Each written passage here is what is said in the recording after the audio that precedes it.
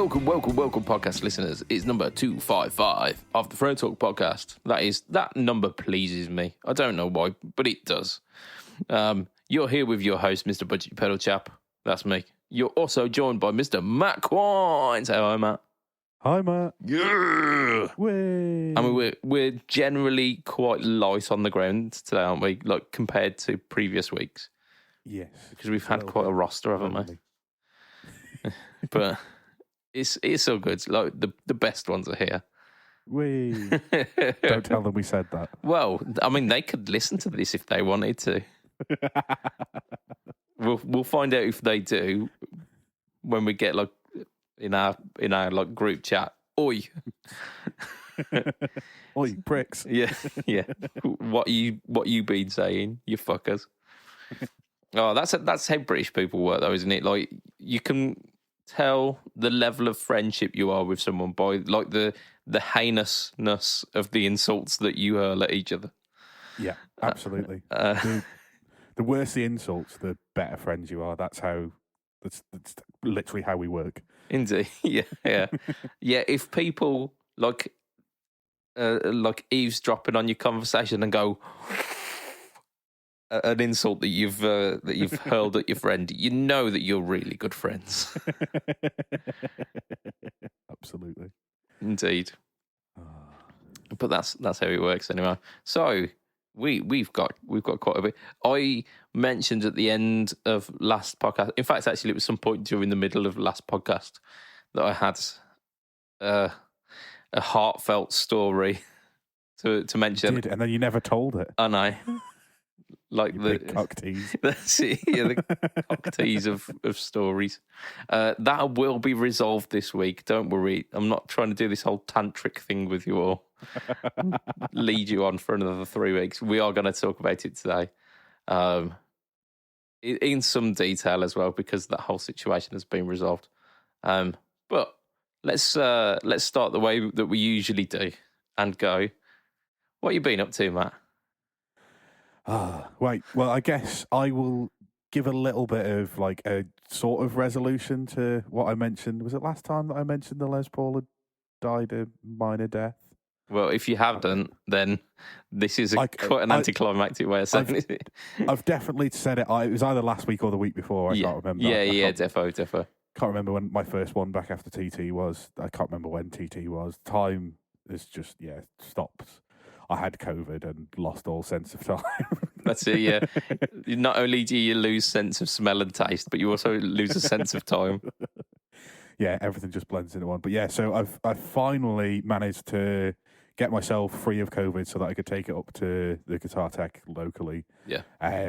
Who said it is repairable, which is absolutely fantastic news. Then he said, I've got a lot on now, obviously because he not doing anything for 2 weeks over TT, and then I'd not been able to take it to him for another week and a half after that. Yeah. So there was another week and a half of jobs that had jumped the queue from when I was literally going to him at 9 a.m. on the day that he opened.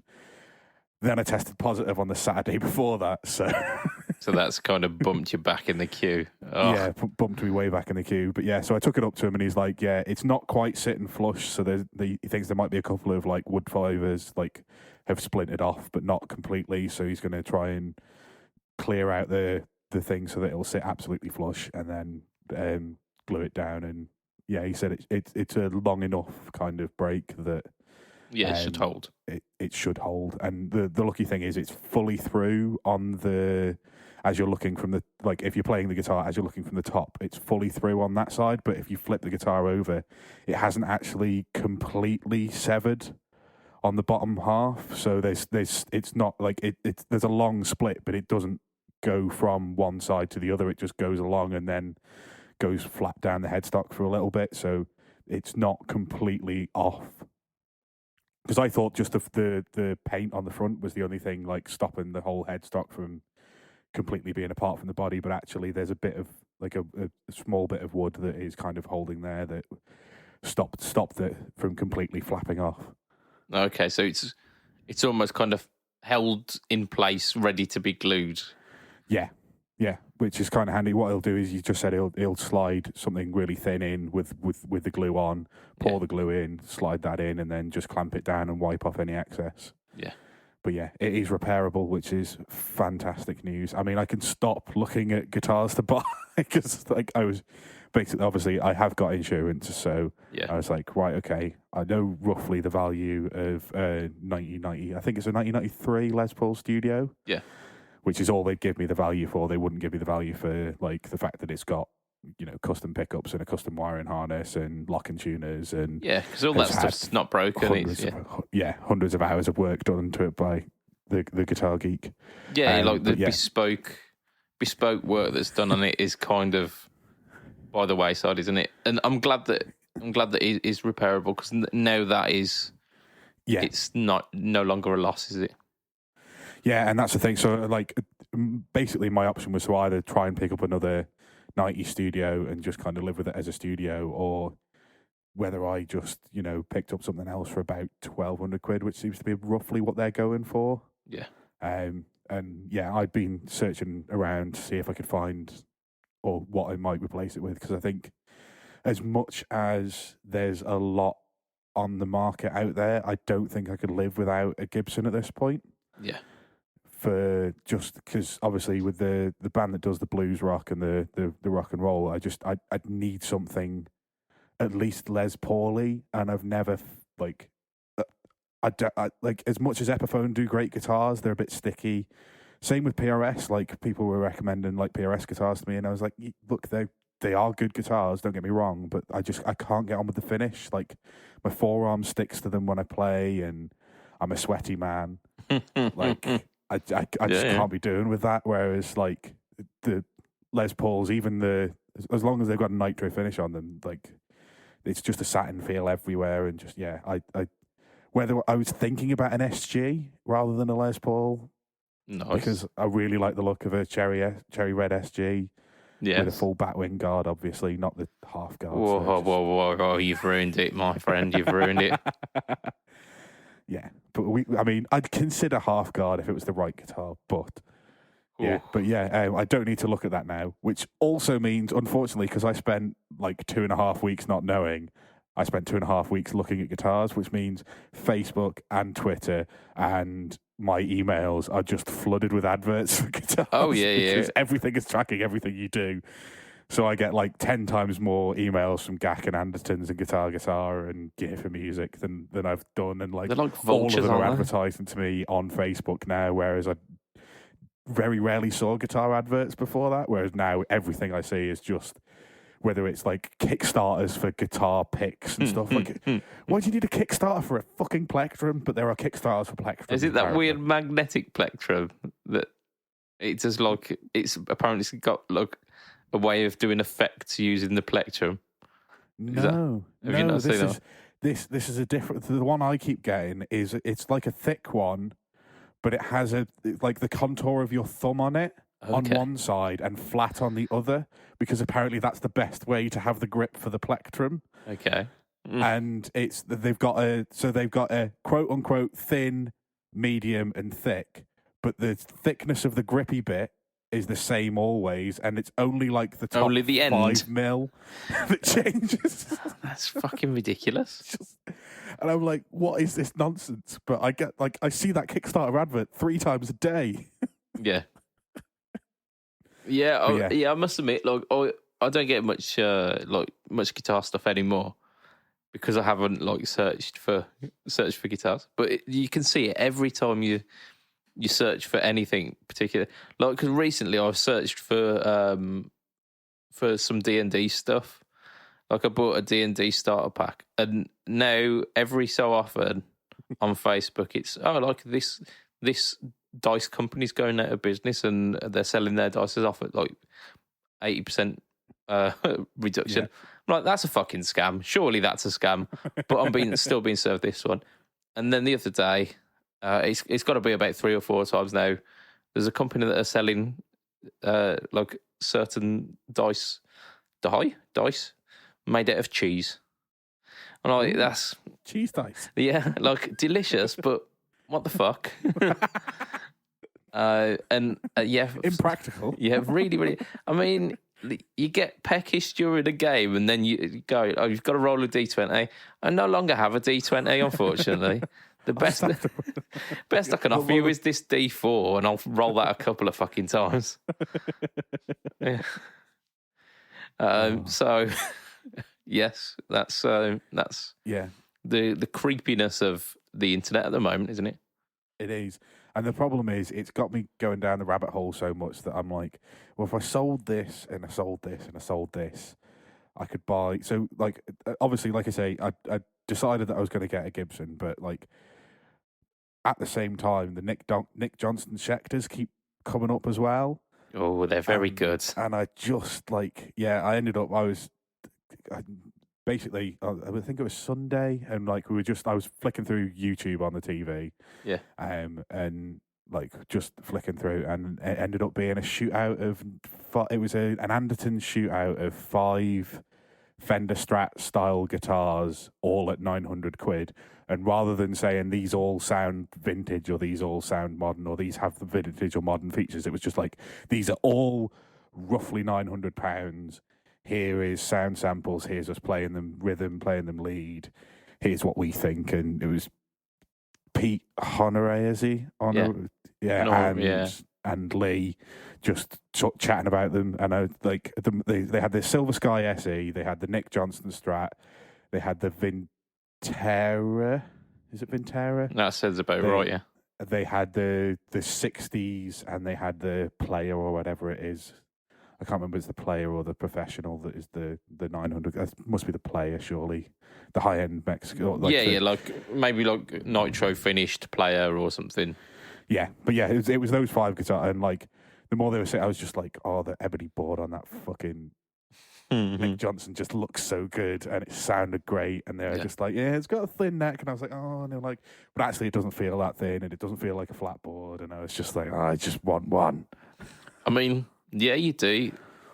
I mean, the times that I've played them, and you know this, I've come back from guitar going, yeah, I really need one of those because they're really fucking good.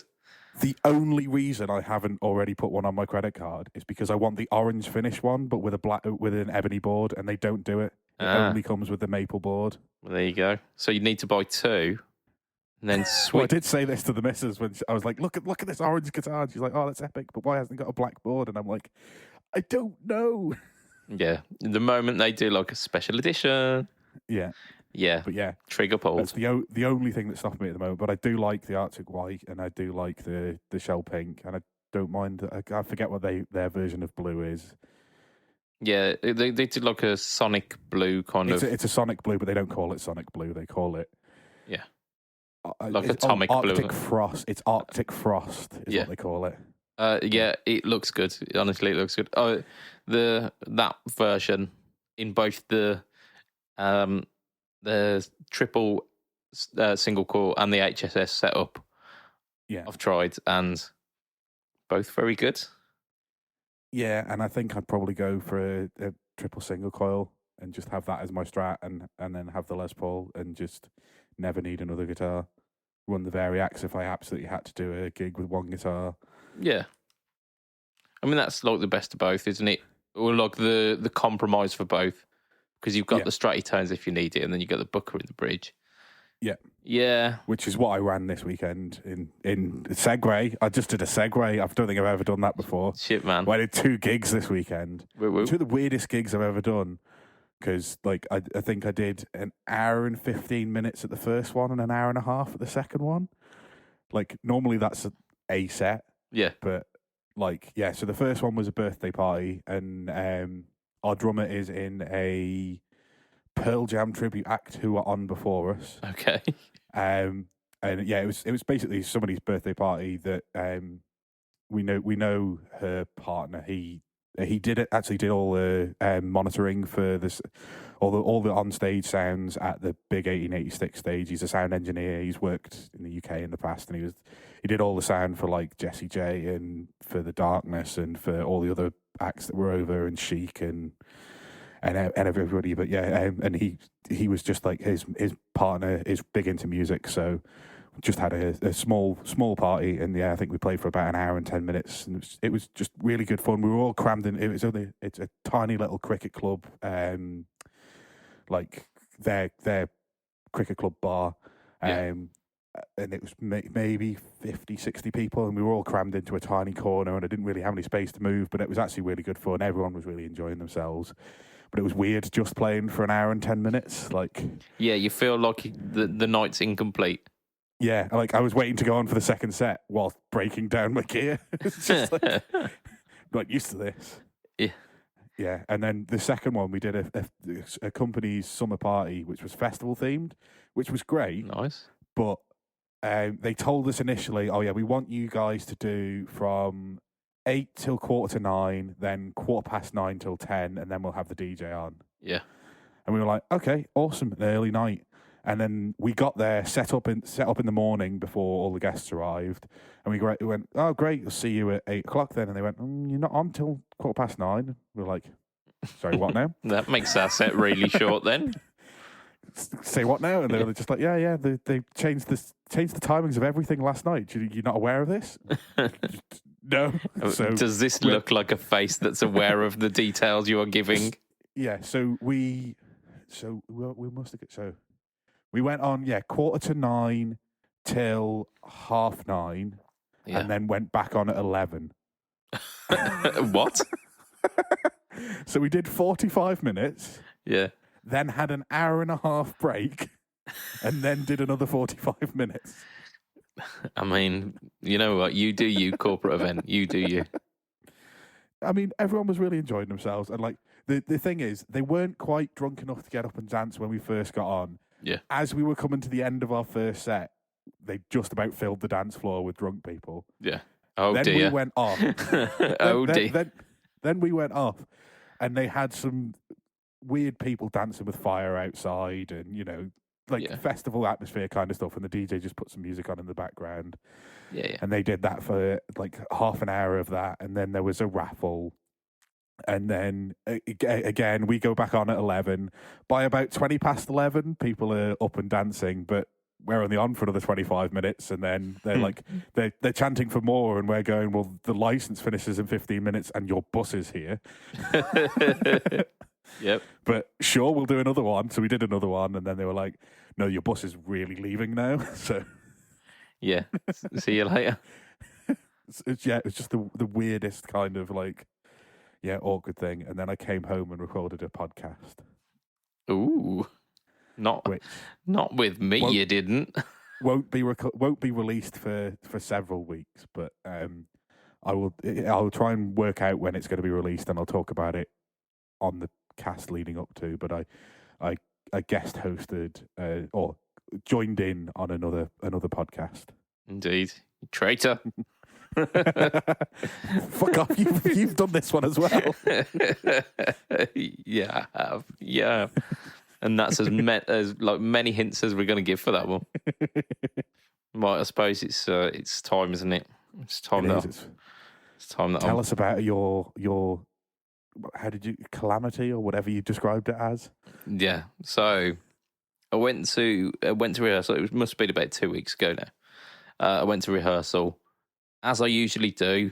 Packed my Classic 30, which I don't usually bring to rehearsal. I usually bring the HT5.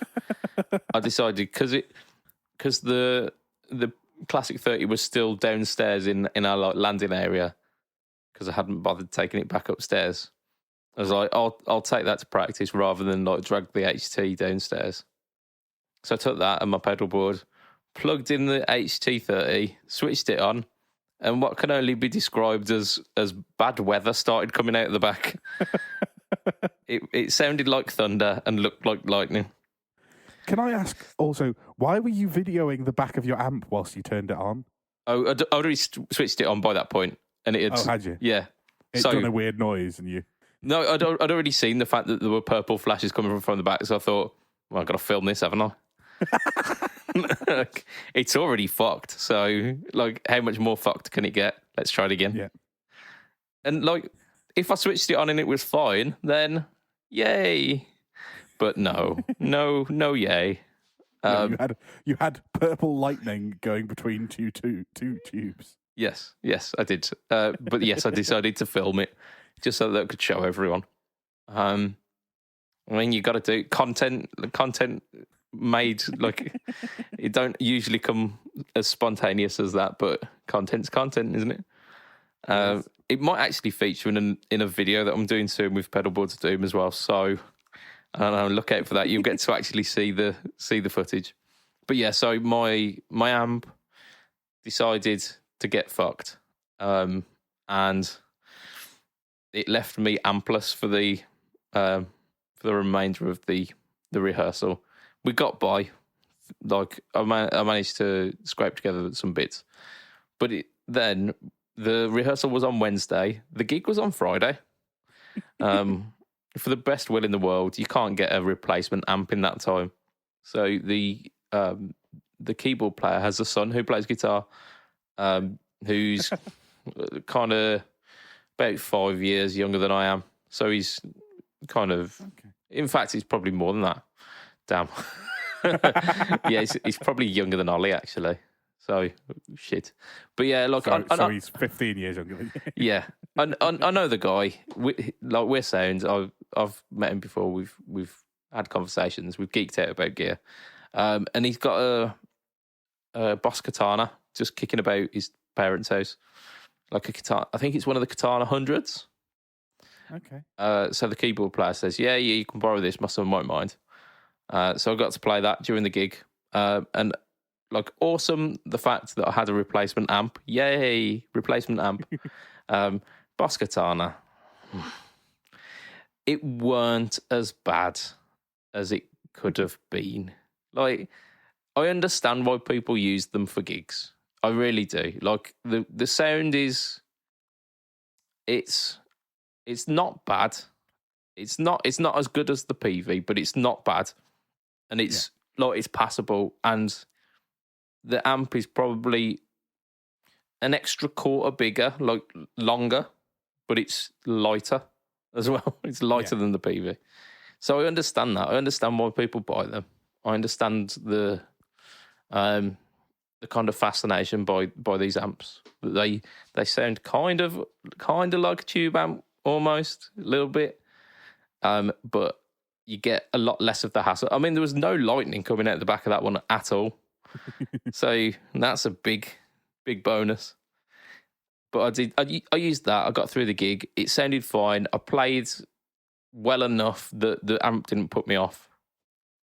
So that was really good. In fact, it was plenty loud. I used the attenuator on it to bring the volume down because it was loud enough. I brought it down to, I think, 50 watt mode, which it was fine. I was gunning the channel volume as you're supposed to with those amps, apparently. Yeah. Wait, what? Okay. Yeah, so I heard a trick. The way that you get the best tone out of them is you absolutely gun the channel volume and use the master to set the actual volume that you want. It does mean that if you are using multiple channels on the amp, you have to gun every one of the channel volumes to master, to maximum, to get the master to fit. Yeah. All of those channels. But I was using it as a clean platform and running it like that. I had my Mojo on all night, so I mean it sounded mostly like that, like as you do. So yeah, that was that. I have since taken my amp to the repair guy who scared me a little bit. He, like, when I had a chat with him, he says, "Oh yeah, these PVs are great, but the way that they make them, they've got like 3 PCBs which basically stack on top of each other. And if anything goes wrong in those, they're a right bastard to get apart."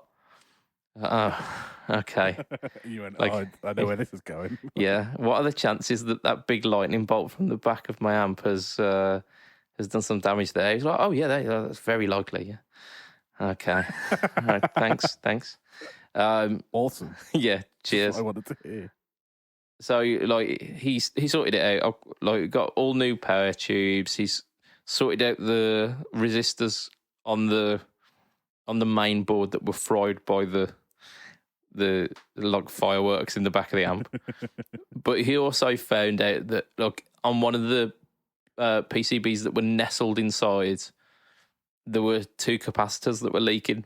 So he's replaced those, but it did require him taking the whole thing apart, which basically the repair cost me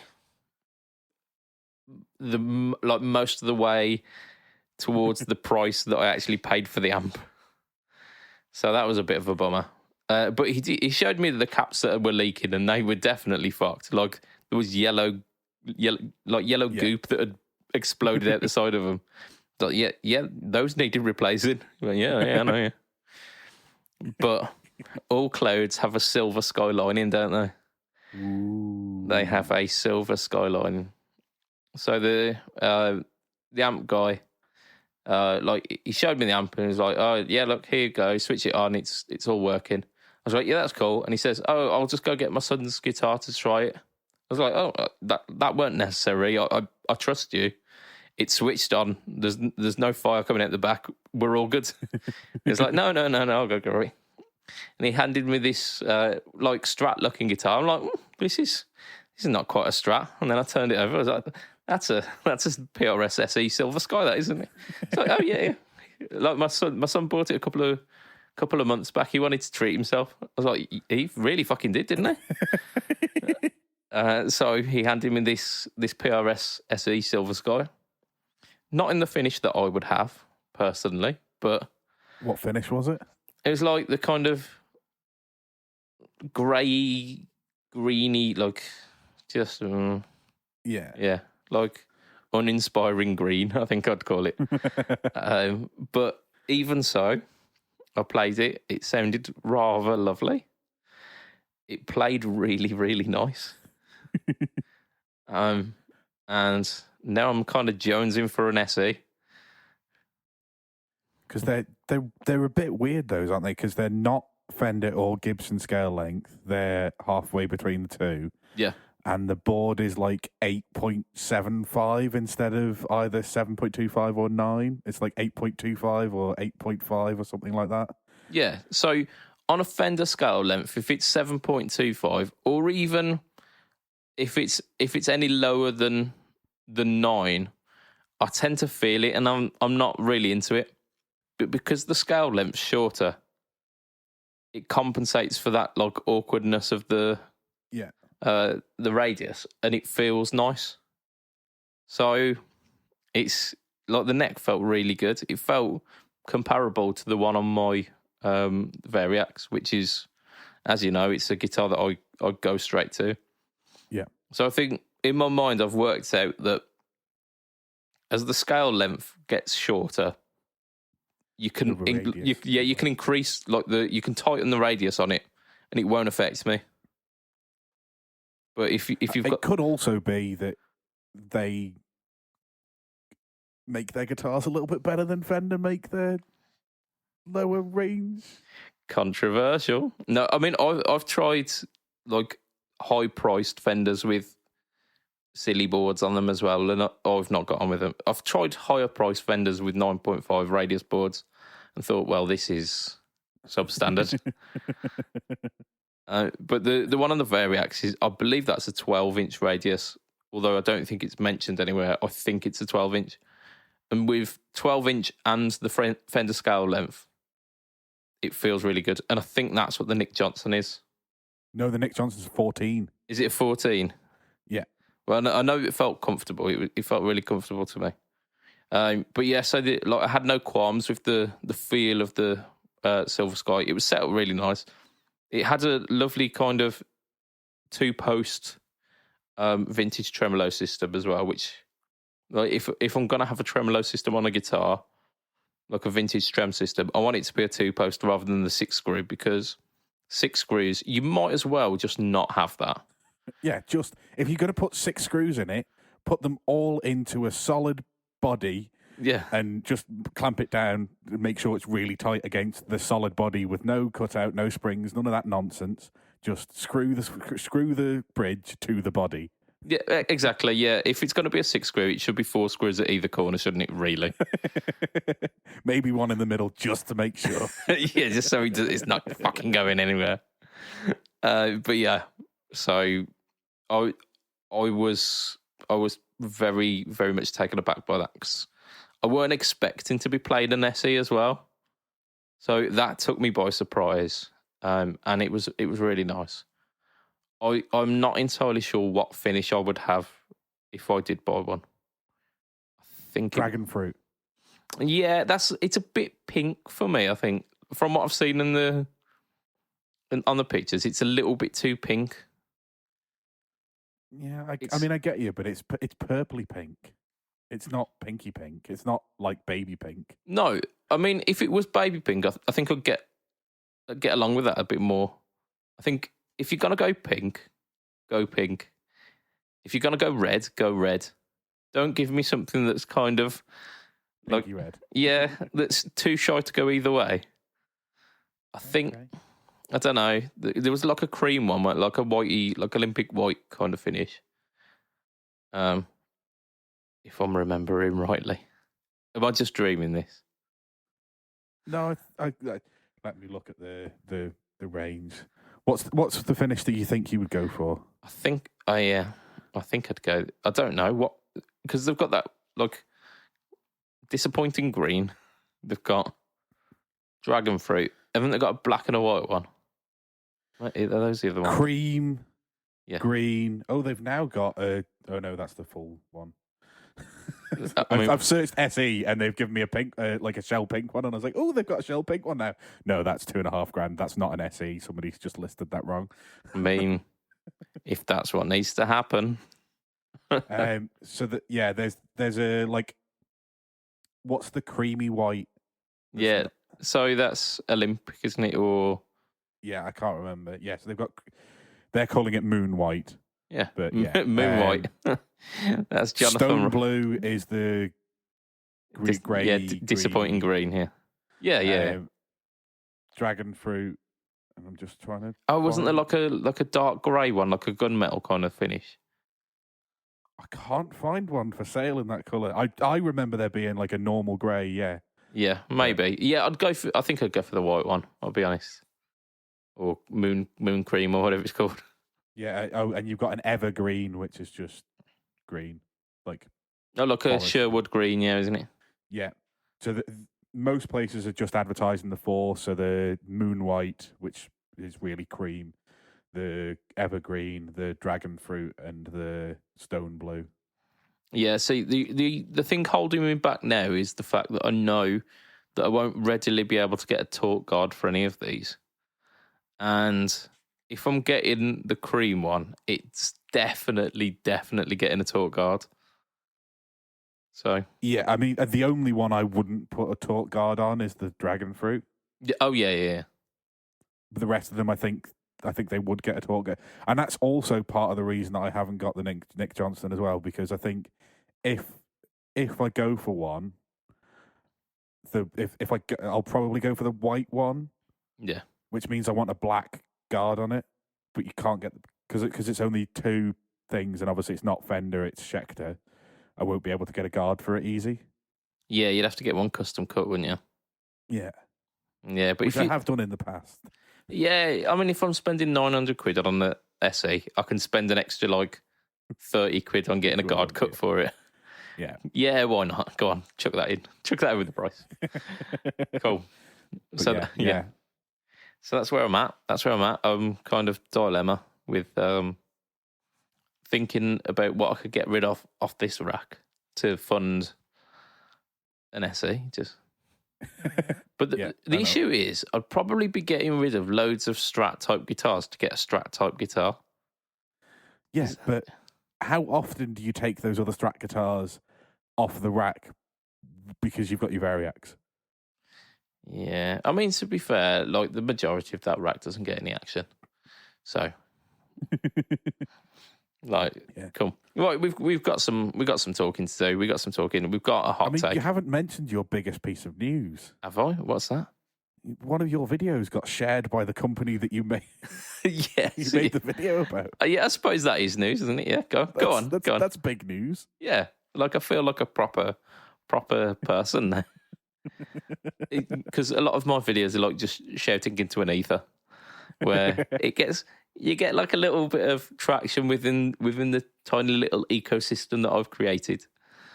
You know, there's a little bit of talk around the Fret Talk podcast, and a little bit of talk between like our like circle of people, and then that's it. And I'm happy with that. It's like, yay, my people liked my stuff. But yeah, TC Electronic have shared a video that I posted 3 weeks ago on Pedalboards to Do about the TC Bucket Brigade, which I took a slightly alternative take on it, because there'd been, like, I'd seen the Guitar Geeks video about it, which weren't that kind. Yeah, there were some unkind words said on that one. But there was that one, then there was another video on my news feed, and then there was another one and another one from all of these like bigger YouTube chaps. So I was like, what have they done? They've covered like they've done all basically what I would do with like the No Talk All Tone, and gone through all the dials on it and went like, this is the kind of sound that you can get if you're looking for this tone and that tone and whatnot. So I took a little bit of a different tact with it, and took the back off it and went through the like those modulated like the speed of the modulation. I went through that. I did a couple of tracks as well. We did like a slap back. We did a pastiche for a Kiss song, which seems to have flown under the radar. No one's mentioned that one yet. And then I mentioned the buffer in it as well, which was really cool. So it was like an alternative take on the Bucket Brigade, and I still absolutely stand by my statement in that video that it's 60 quid. It's basically a carbon copy Bright. Every time I've played it, I've come away from it like I've played it for longer than I should have. Yeah, I'll plug it in and go, I've got 15 minutes, I'll go do a demo, and then 30 minutes later, I haven't even pressed record. Yeah. Like, well, shit.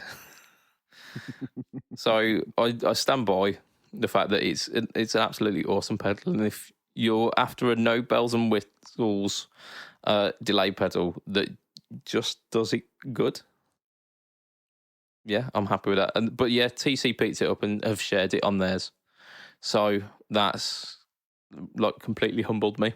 Oh, I got a comment on one of my videos this week as well from one of our long-time listeners and early podcast host as well, Mr. Moog Gravit, who happens to do video-y stuff for a job. And he complimented the composition of my shots on one of the No Talk All Tone verses. And that, again, like, made my ego swell to massive proportions. Like, if this guy who does it for a living is saying, oh, that's a wicked shot, absolutely, right on. So, like massive big dick energy for my YouTube stuff as of late. So I'm happy with that. Thanks. Moving on from massive dick energy to a hot take. First of all, we'll let Josh have his big dick energy moment as well, because his poll from last week, which was, fucking forgot how I worded it. Go on, I'll get it up on the old Here we go. Right, something about gear with mojo on it. Yeah, rare gear does not necessarily mean good gear, and therefore shouldn't demand a higher price. We had a few issues with the statement itself, saying it was not, like, both the terms in the statement could be true, but this is how it ended up. So we've got 18% saying rare gear has mojo and mojo costs bank, and then 81% agreeing with Josh saying, hell nah, I ain't paying top dollar for rare gear. So Josh wins the hot take. He gets to take the crown for this week. But Congratulations, Josh. Indeed. The next one is a hot take, not submitted by myself or yourself, Matt, but unwittingly plucked from the Pedal Boards of Doom group. So we'll see if Mr. Joe Flez... what?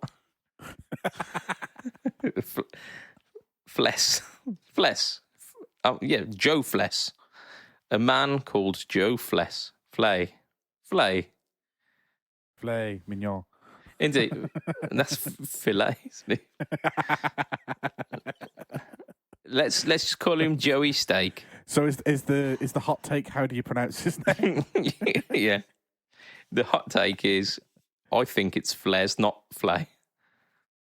Maybe that. There we go. No, so Joe Fles or Joey Filet Mignon, Joey Steaks says good plugins sound just as good as, if not better than, a lot of tube amp / pedal setups these days. So I think this is worded very well to be able to defend. So let's dissect the wording a little bit here. So good plugins sound just as good, if not better. So there's the qualifier. It's not saying that they sound better. They sound just as good, if not better. So it's kind of softening that resolve there a little bit. And then it's this bit that I think really solidifies the fact that he's played it safe. So as good as, if not better than, a lot of tube amps pedal setups. So not all, a lot of. So that becomes very, very, very subjective, because if you've got a 1980s tube amp that's had no work done to it, where the caps are leaking, and it's got a few issues in it, and you've had to put a new speaker in it, and it's not the right speaker voice for the right amp, and you've got the worst sounding tube amp that you can hear of, Blues Junior. I think you might have sneezed there, Matt. And it might have been, treated poorly. Yeah. And then you've got a plug-in based on a Dumble. Yeah. Then they're not okay. They are comparable in terms of you could run your plug-in based on a Dumble through your Mac at your gig if you wanted to, and get a potentially better sound. And I'm still saying potentially, because I don't think you will. I really like plugins. Great for recording, great for home recording, great for where you want to record and you can't turn up a tube amp. Yeah. Absolutely.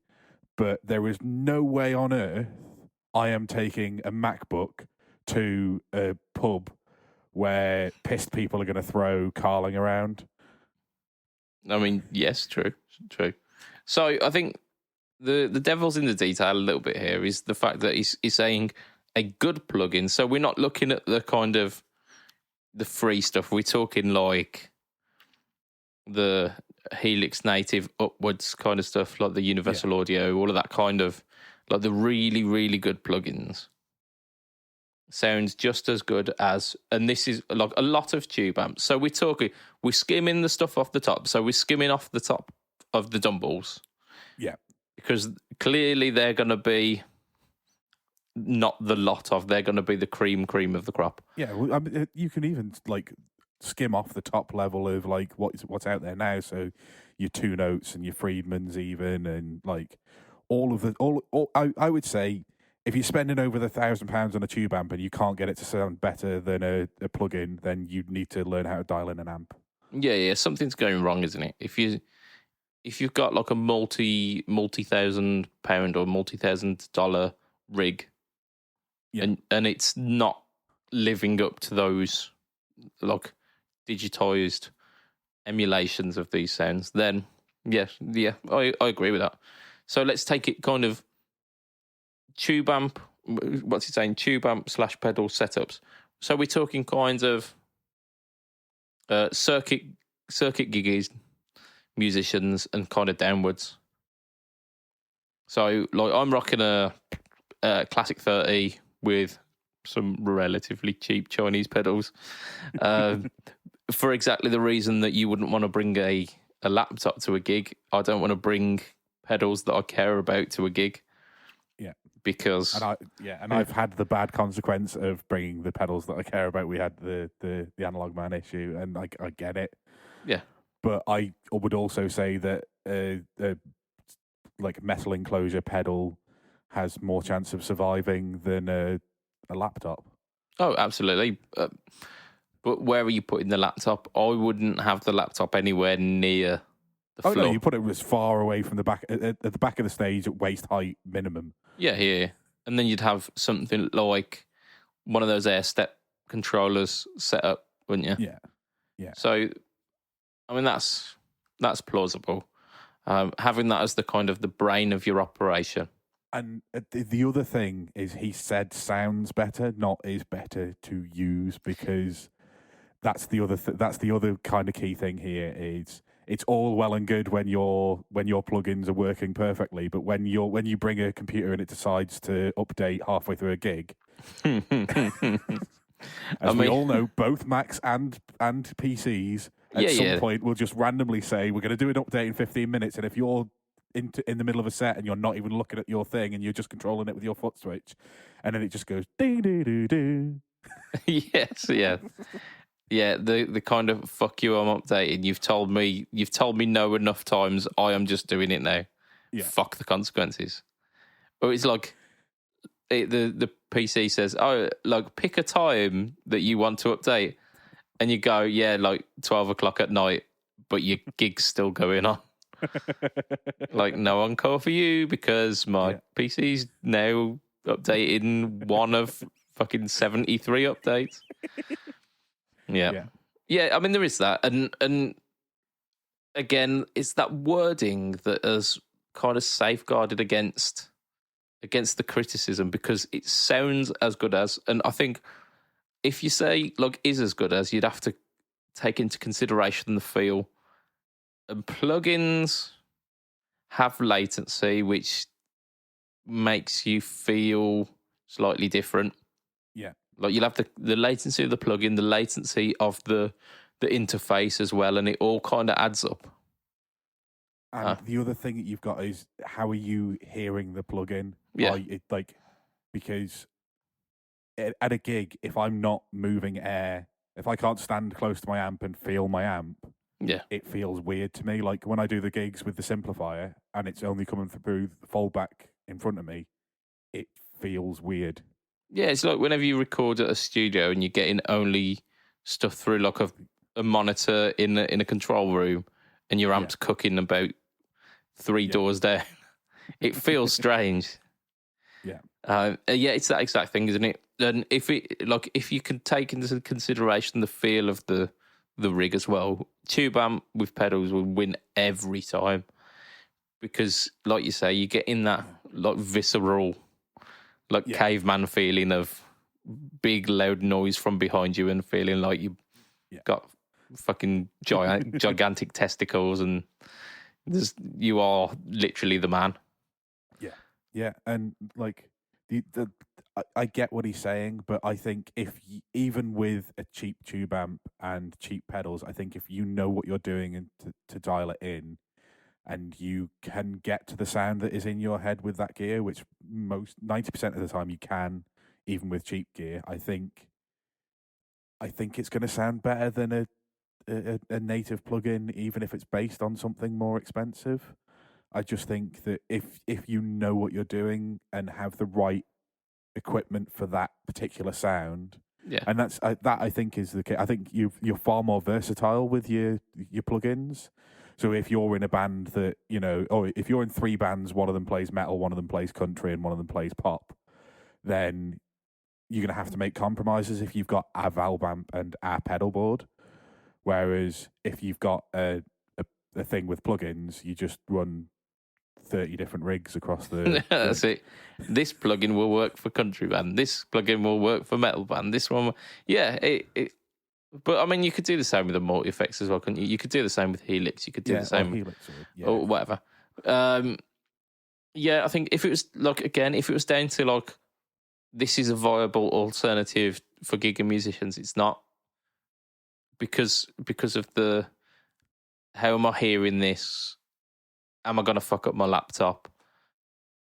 Kind of all of these different things are just another worry for a gig, and you don't want to be worrying about all that stuff. Is my PC going to update mid gig? Like, have I forgot to turn Wi-Fi off, and now it's like dumping in emails, and I'm fucked because like my CPU's lagging. And I've got my latency's gone from half a millisecond to 3 seconds, and all of a sudden I'm playing something, and it's basically playing on a delay where there's no initial sound and then a repeat. Yeah. So there's all those kind of things. If your computer has like a critical failure, you're fucked. Like if an amp starts crackling or whatever, there's ways around it. There's like if a pedal goes, you can quickly rewire your board to go around it, etc., etc. Yeah. There's like it's like old cars when they break versus new cars, isn't it? Like when an old car would break, you could jerry rig it and get it home and then work on it. If a new car breaks and like the ECU's gone, you're fucked unless you've got the specific computer to fix that fault. Yeah. Then you're fucked. So it's that kind of thing, isn't it?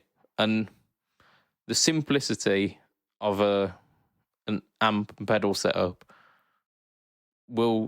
I don't think we're there yet. We're not even close where plugins will change that for the majority of us. But in terms of sound, I think there is an argument to be had there. But it's not for us to decide, is it? It is for the Fret Talk definitely podcast. For the listener to decide. Yeah. Just one last point is I used to use plugins for my rehearsing at home. And so I would turn my PC on, and it was the Wall of Sound free plugin. So not the top tier, but it got to the point where I was playing not enough at home because it's a pain in the arse to turn your PC on. And I actually bought, and I never talked about it on the podcast, which is a Palmer Pocket amp. Oh, no. It's cheap, 80 quid amp. But what it allows me to do is everything that I want to do when I'm at home. So it's got an aux in, so you can play MP3s through it, so you can play along with tracks. It has an output if you want to, but it's also just got a headphone jack. Nice. And it's got basically volume, gain, treble and bass instead of tone, and then just 3 different settings. So it's got US, British, and vintage, and then it's got like light gain, heavy gain, clean, and then some mic stuff. And I wouldn't ever use it live. It doesn't sound good enough for me to use live. But at home for practicing, I've used this far more than I've in the last month since I've got it than I did in the previous 6 months. That sounds really similar to the. I think I've got it just behind me. Just it sounds really similar to this, which is the Behringer GDI 21, which has look. I was listening to the description you said there. It's got drive, it's got treble, it's got bass, it's got level. You've got Cali, British tweed. You've got hot, high gain, and then clean. You've got off center, and then classic. Then on and off for a ground lift. Oh, I've got ground and lift instead of on and off. Yeah, so this is probably just a metal enclosed version of that. Absolutely. And yeah, I'd agree. Like, I could plug into this. It doesn't sound like massively fantastic, but it's good enough for you to go, yeah, that'll do. Yeah. And I've literally now got a practice board set up at home. It's got 2 drive pedals. It's got reverb, and it's got this on it at the moment. And if I'd ever needed like modulation or anything, I could put it on or whatever. But yeah, I moved away from the quote unquote better sounding plugins because it was just too much of a faff for ease of use. Yeah, and that's. And I picked this up for like 70 or 80 quid from Amazon. Yeah, and yeah, like it does all of the things that Simplifier does, not as well. Yeah, but for less than half the price. And it means that I can leave a simplifier on the main board so that if my amp ever goes mid-gig, I can just run a cable to the desk. Yeah, and that's that backup, isn't it? And that's probably why I'm now going to be taking an IR loader with me wherever I go. Because I could run, like, I've got a spare output on my power supply. I'm only running 7 pedals and I've got 8 outs. If shit fully hits the fan, I could run that final output like at the end of my delay pedal, then a little patch cable into an IR loader and run that into a desk. It's not going to sound the greatest because like you don't have necessarily like a preamp, but with a drive pedal, it gets most of the way there. With a drive pedal, it's okay. So you've got an effects loop then because your preamp is away from your thing with all the modulations in between. Yeah, you've just got a pedal board with a technically, or like not technically, but you know what I mean. It's almost like an effects loop. Yeah. And I just, for me, the plugins are a wonderful home recording tool, and to me, nothing more. Yeah, it's wonderful if you've got time to sit down and faff about with it. That faffing is quite exciting, and like finding these little tones and then like recording with a plugin, but then altering the parameters of that plugin in real time when like listening back on a recording. That's quite cool, and like tweaking in your sounds to absolutely fit the mix. I get it. I do understand it. But again, this is down to the podcast listeners. Do you think that let's get the wording correctly here, the good plugins sound just as good as, if not better than, tube amps / pedal setups these days? If you agree with that statement, there will be a vaguely positive choice in a poll. And if you disagree with that one, there'll probably be one maybe slagging Lee off at some point. I don't know. Saying the blue box is shit or something. I don't know. We'll see how this goes. I mean, if you put the blue box as shit against anything, it's going to win. 100%. Yeah. 110%. That's not even if possible. I had to get if I have to send it to every group chat that I'm in just to get them to vote for that particular option. Yep. Yeah, I think we might have to do it this week. I don't know. But there we go. We're pretty much at an hour. However, we have got some news. We've got some news that we have to. We just have to, because it's quite newsy news, and we're journalists here. We're definitely journalists. Yeah. So news. MXR. There was a leak this week of a new MXR product. So previously, about a year or two ago, they paired up with Paul Cochran to do the MXR Timmy. So like a mini pedal version of the Timmy. That sold pretty well. That's been quite popular. Now they are doing a pair up with not Amazon. And, I mean, it could be the same people who make those pedals. Who knows? With Analog Mike, to do what they are calling the Duke of Tone, which I'm gonna give away no prizes for what this is pointing at here. So it looks very much like it's pointing at the V4 version of the Prince of Tone. So it's got the switch on the front with the overdrive, boost, distortion switch. So like 3 different clipping options, I assume, like LED clipping maybe, no clipping diodes for the boost, and then maybe something harsh like silicon diodes. Who knows? Like, people, let me know if you know any more on that. I'm not sure. So it's volume gain tone, volume drive tone, I think is how they label them. Volume drive tone, and then OD, boost, and dist. Yeah. So I mean, like your standard Prince of Tone stuff. Obviously, like the Prince of Tone and the King of Tone are much, much more expensive, and you have to wait 3 years to get them. Whereas these are going to be a production model. So we all gravy. However, $149 for this. What are we saying, Mr. Matt Corn? Well, I'm also reading that's a discounted price as well, and the actual MSRP is over $200. Well, fuck that right in the ear. Yeah, that can get to fuck. But my initial thought is $150. We all know US products. By the time they get here, they just change the dollar sign for a pound sign, and we just have to fucking bite the bullet. Yeah. But it's a little like, bear in mind it's a mini pedal, so you're going to stand on it and it's going to fall over, even if it's fully on your board, and that's always mildly irritating. Yeah. It's a production run drive pedal. Are we really paying that kind of price for production run drive pedals in 2022? Like, I know there's some out there. Is anybody buying them? Yeah. So I think the concerns that we've got is that it's no bells and whistles. There's no fancy like effects loop or like MIDI or anything like that with it, which would bump the price up. It's not like it's hand wired or point to point or anything like that. So there's no reason why that's pushing the price up.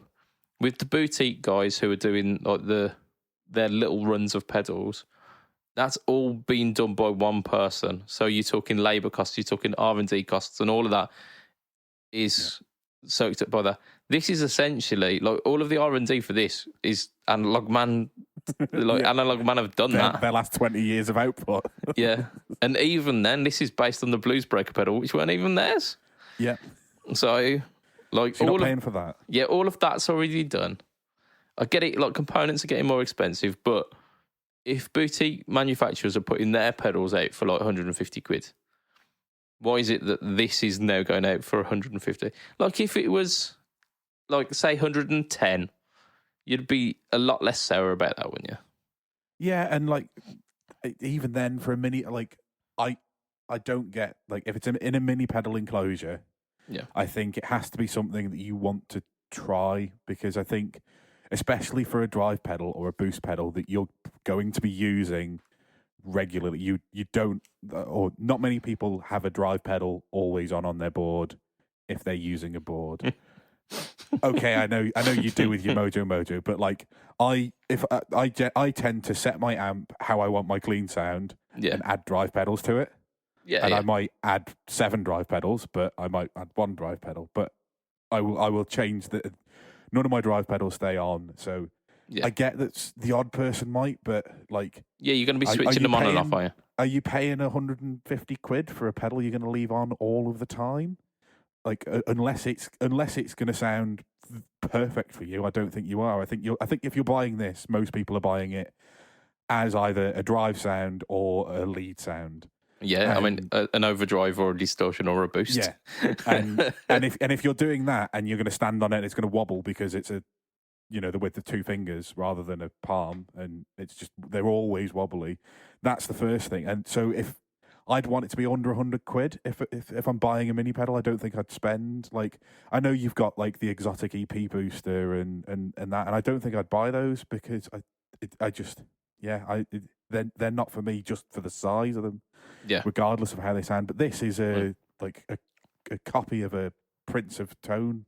I mean, I picked this up recently, and this is basically a Prince of Tone copy. I mean, you can very much tell this will be appearing on the No Talk or Tone within the next maybe month or so. I'm not mentioning what it is because I want it to be a bit of a surprise, but you could agree that is very much King of Tone. You flavor. Can tell exactly what that wants to be. Like, yeah. It's so much so the that layout is the same. There's got to be a cease and desist before long. But this is very much based on that, isn't it? It's very much based on that. Yeah. These, I think, cost about 40 quid new, and that's in a full size enclosure as well. Those sounds really good. And yeah, like the thing is, you're like, if you want a Chinese copy of a Prince of Tone, you can pick one up. And I know these are MXR, so they're quote unquote made in the States, but I bet you they're all Chinese parts that are thrown together by a machine. Oh yeah, I don't even think MXR are claiming that their stuff's made in the US. I think their stuff is just like made in China. I think it's only EHX that assemble them in the US and then go, yeah, it's US made. Yeah, but so at that point, why is it 150 quid? I know, okay, MXR have got a bit of a brand name, but if Mua made this, it'd be 60 to 80 quid. Yeah, but it's all of those people then taking their cut, isn't it? It's MXR taking their cut. It's Analog Man also taking their cut. So it's kind of getting the gravitas of both of those companies, as well as it being a readily available version of a pedal that takes patience to get. Yeah. But, I mean, just because people will buy it, it doesn't mean that it's right. And that's what we mentioned last. Yeah, and I guess the only thing it's got going for it, really, is the fact that it's a clone, but it's made with the original builder's consent, if you consider the Prince of Tone as the original rather than the Blues Breaker. Yeah, because Marshall ain't getting any kickbacks from this, are they? Let's face it. Yeah. So, yeah, I mean, if you're going for it's a Prince of Tone, then it's a clone that has been made with the original manufacturer's consent. Oh, why did they not call it the Prince of Clone? Well, I think they probably didn't want to use Prince in the week that Gillian Maxwell got 20 years for. Yeah. I mean, yeah, that could possibly be the case. Association with he's no longer Prince Andrew, is he? He's just had to revoke his. He's just Andrew. Just Andrew. Yeah. Yeah. Oh dear. Right. We've got a final bit of news as well, haven't we, Matt? None of this bit won't lead us into kind of legal trouble with the Monarchs. You know what happens if you get in hot water with them?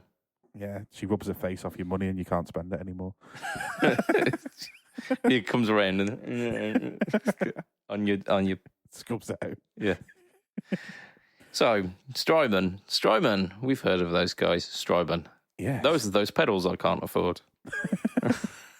They did a little teaser at the start of the week, and then they've released a PR thing about the V2 versions of certain ones of their pedals.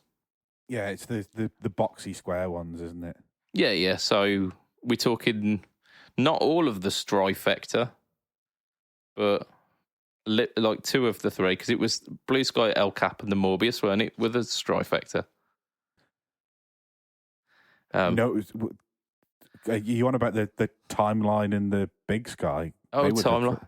It was a timeline, the Big Sky, and the Mobius, which were the bigger units that have all the features that these ones are adding. Yeah. so they were the Strifector, and they're not being changed. Yeah, of course. Yeah, cool. So, yeah, these are like the individual units, aren't they? So, sorry, the Blue Sky, the Flint, yeah, El Cap, Lex, Deco, and the Dig. Dig is, I mean, the other ones are like the older units, aren't they? The Dig is possibly the newest out of those lot. Yeah, the Dig is about 5 or 6 years, and I think the Deco is about 8, and I think the rest of them are from before I was listening to podcasts, so we're going back like 12, 13 years. Yeah, and there was at the time there was big there was a lot of hype around these, weren't there? There was big hype. Yeah, and when these, or certainly when I first kind of came into like getting nerdy about pedals, which I would guess was about 2010, 2011-ish, that kind of time. These were the pinnacle of the like quote unquote individual units. So you've got like the one that turns your amp into a Fender by having the tremolo and reverb. You've got there's one that does like a shorter delay and is like a delay style pedal, and you've got the blue. Is the Blue Sky one of these? Blue Sky's the Verb, isn't it? Yes. Is that one of these ones that? Yeah. Sorry, the Blue Sky is, yeah. Yeah. So like you're getting. They were kind of like the ones that people were focusing on, and then like when the Dig came out, everyone was like, "Oh, this is the pinnacle of digital delay." But I mean, that's like I say, 5-6 years ago, and like the world has moved very, very quickly for like these kind of pedals. What was a world where like they've not been updated for, like I say, some of them for over 10 years. So they would maybe do an update, but also the whole pedal business has moved completely in that time. Then it's not like we're in the world where the Strymon Flint is the be all and end all of tremolo reverb pedals. Yeah, I mean, like if we go back to the Strifector, the Strifector was on every other board. Yeah. You would see about 10 years ago. You'd see it on every other board. There'd be pride of place would be the Strifector, and there'd be some choice drive pedals that kind of sat around it. Yeah. And that went out of fashion 5 years ago. Yeah, at least, if not a bit If more. not, yeah. And for a while, it was replaced by the H9, and now I don't Yes. see that anymore. And I don't really like. I like. I'm not saying I don't see it, but like what I mean is, it's not on every second or third board that you see on PBOD. Yeah, Like, and I think the reason for that is because there's been alternatives since then. There's been answers from each of the big manufacturers, especially Boss. Boss have really knocked it out of the park with the DD 500, the DD 200, even getting down to stuff like the SY 200. Sorry, is SY 5 and 300? Is it? No, I think I'm pretty sure it's the SY2, the SY200. Yeah. So you've got those units. You've got the reverb ones. You've got the delay ones. You've even got the overdrive modeler as well. Haven't you? The OD 200. Yeah. Those have taken parts of where that market would be, because the Strifector did ambience, it did modulation, but now there are other units which tailor slightly more to, because that would be like a generic kind of blanket. You could get lots of different reverb sounds and lots of different delay sounds and lots of different modulations. Whereas if you wanted very specific ones, some of these other things do that better. So rather than everyone having this one kind of blanket solution, there are people that you'll see the DD pedals on boards. You might see an H9. You might even see stuff like the M5, our beloved prodigal son, the M5, like the cheap man's Morbius, isn't it, essentially? But like, and when we go back to when these pedals were released, the update to these is they're getting an extra knob and they're getting MIDI functionality, and you can plug them into your computer with is it USB-C now? Yeah, so there's a few things. Apparently, like algorithms have been updated. The chips have been so they're using ARM processors now as well. So it's a lot more. Yeah, it's got a lot more poke to it. Like the processors are better, and they've tweaked the algorithms, and in some instances completely redone the algorithms to be up to like modern standards. But it all seems like incremental, like improvements on stuff that really needs an overhaul rather than an incremental improvement. Yeah, and I don't know many people these days. I mean, I talked about occasionally earlier on in the podcast life. I think I was after an LCAP for a while and then decided against it. Yeah. But for the most part, I don't know anybody that's kind of seen this as their end game for seeing a Strymon pedal like one of these, or even one of the big three, the Mobius Timeline Big Sky. I don't think I've seen anybody talking about that as being their end game for a particular thing for a good while now. Yeah, like people have moved, and like it used to be you either got these ones with the 2-button ones that are the smaller. I say smaller because they're the smaller of the Strymon ones. They're still like twice the size of a normal pedal, but these would be the ones that you get if you just want a specific thing. And then if you had a MIDI switcher, you'd go for the big ones because you could do. Or they've got all of those things built in them, but you can also talk to them in MIDI, whereas these little ones you couldn't. And like there were people that kind of built their boards around these. Yeah. But that doesn't happen anymore. And like, as much as I avoid it, and you, for the most part, avoid it, MIDI switching is becoming a bigger and bigger thing in the community. So that's why they've added that in. But I think Strymon are too late to this. I think if they wanted to get into the MIDI switching for these pedals, they needed to do it when the AS8 was released, and that must be 6-7 years old. Oh, absolutely, yeah.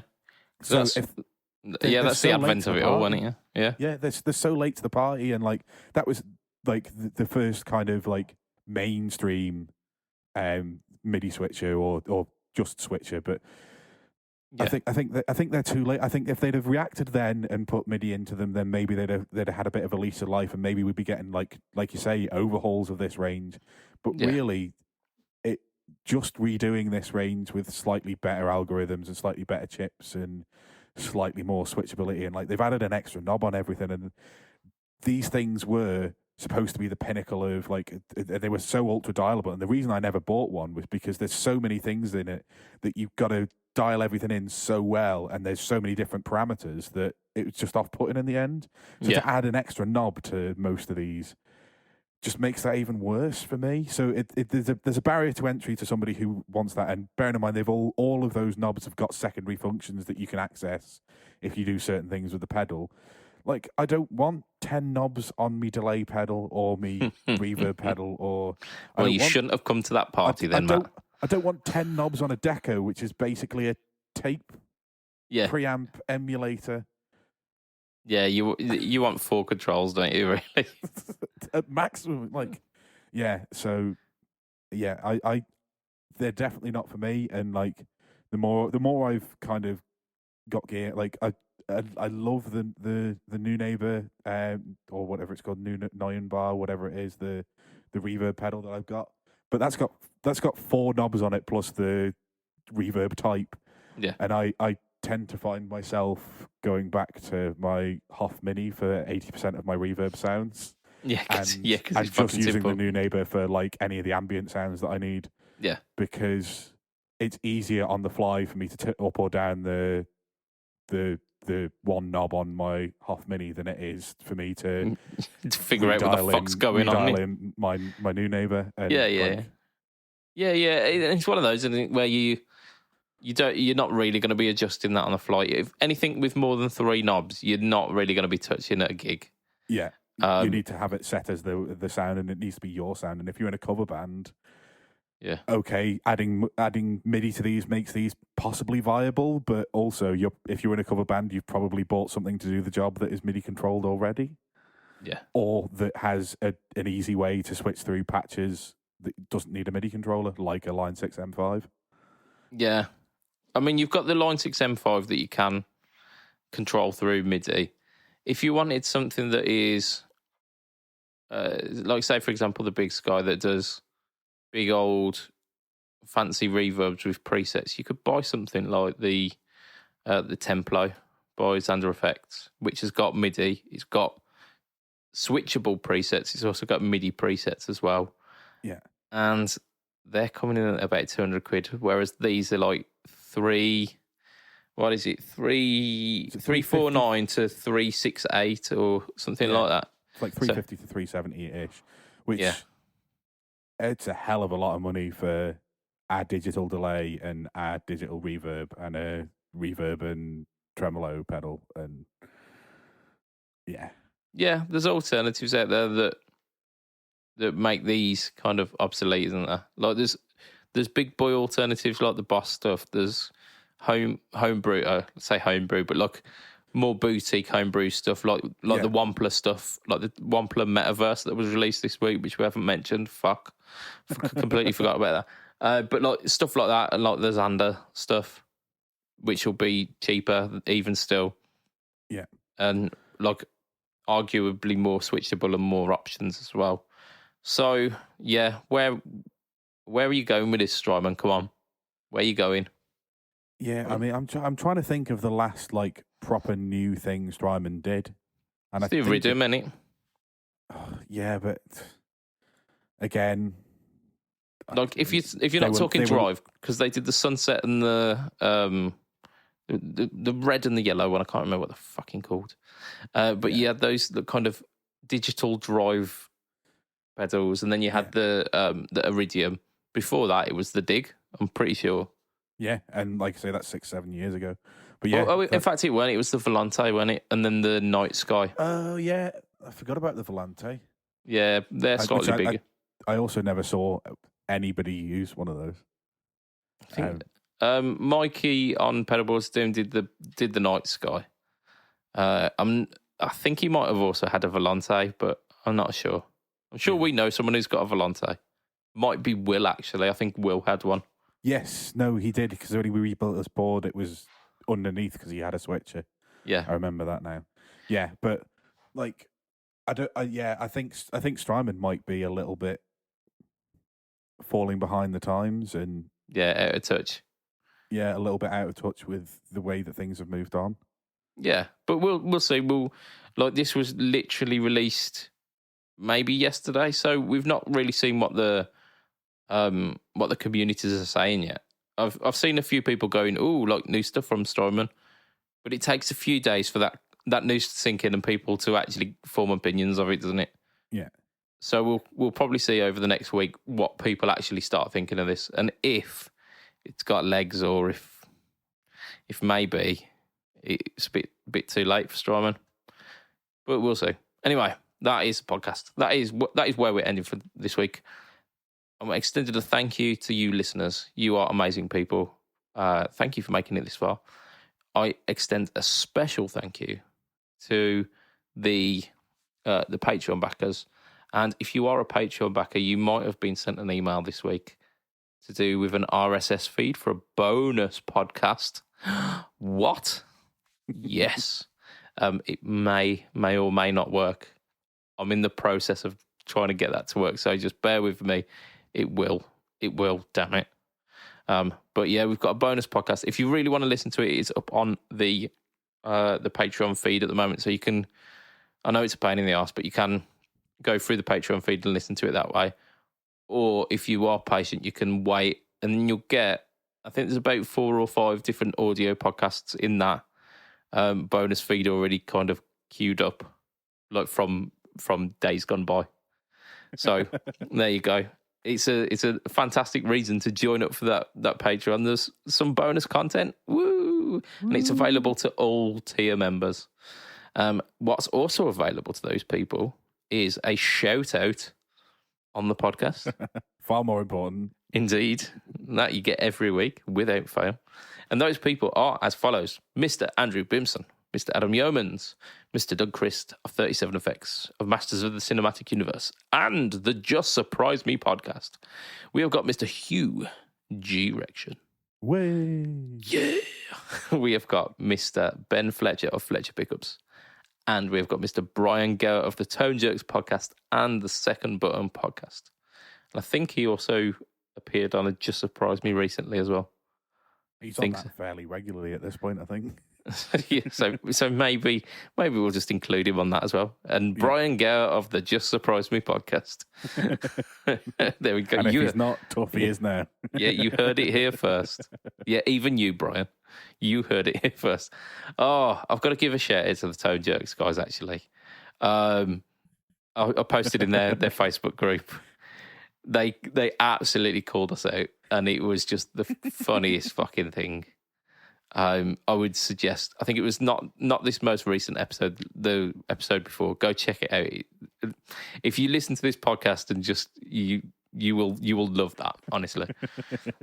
So massive shout out to those guys. If you want to find me online, I am BudgetPedalChap. Instagram, Facebook, and YouTube. YouTube, of course, is the home to the No Talk All Tone series and the No Talk All Tone Versus series.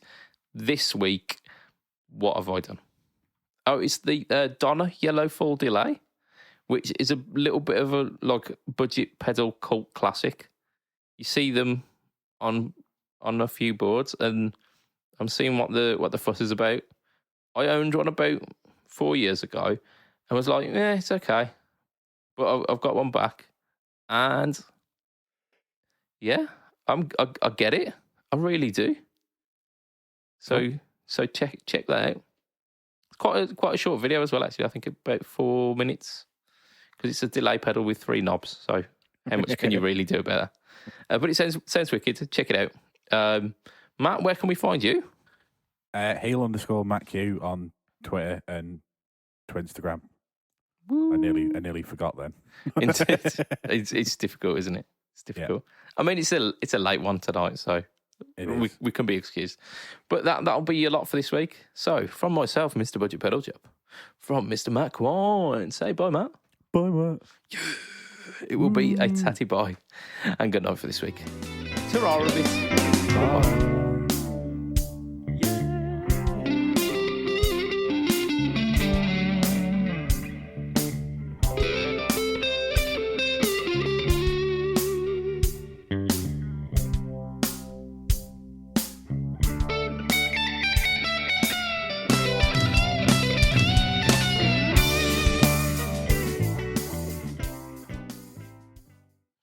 What did the blanket say when it fell off the bed?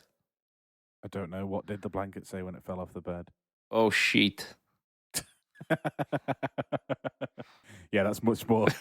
That's much more 11 o'clock at night friendly. It is, isn't it? Whoa, yeah, that's it.